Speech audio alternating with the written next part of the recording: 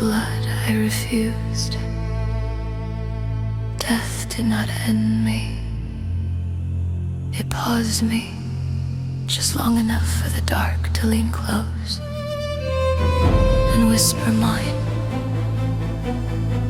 I woke on stone so cold it felt ceremony.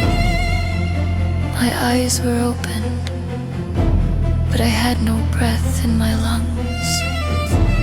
Instinct screamed for air. Nothing came. That was when I understood. Panic was a memory now, not a warning.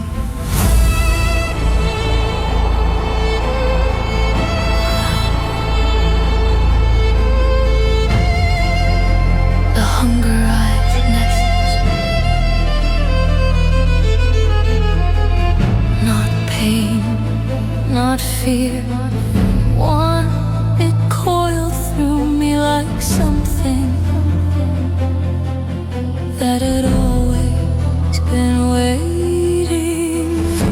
I tried to move, my body answered too quickly, too precisely. I was no longer clumsy with myself, I was sharpened. You feel it, he said. Say it. His voice lived in the shadows, the way prayers live in abandoned churches. I feel everything, I whispered. That pleased him. He told me it was eternity opening its eyes. I wanted to believe him. When he cut his palm, the scent of his blood struck me harder than any blow.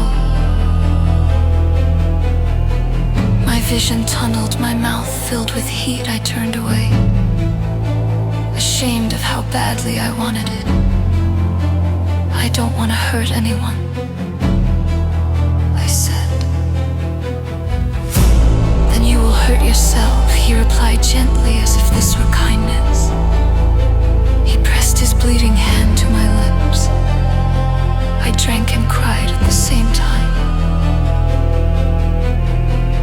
That was how he taught me mercy, measured, curated, just enough to keep my conscience breathing while my hunger learned patience. The first human I fed from lived. That mattered to me. It did not matter to him. Months passed, I learned how to move without sound, how to listen through walls, how to taste lies in someone's pulse. I became efficient, controlled. Still, I hesitated. The night he tested me, the man was drunk and alone, reeking of grief and cheap liquor. I could hear his heart stumbling like it wanted to stop. Do it, he said. I didn't move. He doesn't need to die, I told him. His disappointment was immediate, sharp. Neither did you. That was the moment something in me broke cleanly in two.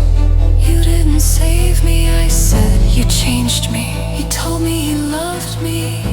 I laughed then, not because it was funny, but because it finally made sense. No, I said you loved not being alone. I left him that night.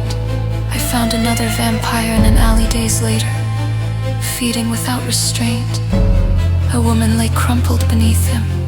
Still breathing, I tore him off her and felt rage, not hunger. Take the lead. He called me weak, starving myself, delaying the inevitable. I am choosing, I told him. I ended him quickly, cleanly. I ended him quickly, cleanly. When I returned to the manor, he was waiting for me. Shadows clinging to him like old habits. You disobeyed me, he said. I stood taller than I ever had in life. I outgrew you. That was my true beginning. Not the night I died, not the night I rose, but the night I refused to become what made me.